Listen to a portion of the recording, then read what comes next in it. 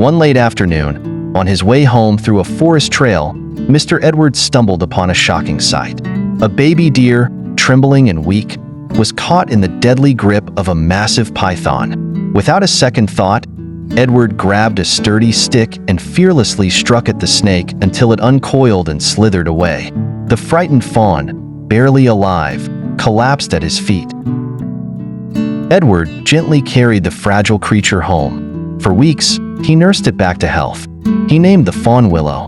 Every morning, Edward would feed Willow fresh milk and tender greens, speaking softly to comfort her. Gradually, Willow regained her strength, her eyes brightening with life once more. Though it pained him, Edward knew Willow belonged to the forest. One sunny day, with a heavy heart, he took her to the edge of the woods. Willow hesitated for a moment, nuzzling Edward's hand, before bounding away into the trees. Weeks passed. Edward often thought of Willow, wondering if she was safe. One morning, as he tended his garden, he heard soft rustling behind him. Turning around, he was stunned to see Willow standing there, healthy and proud, alongside her mother.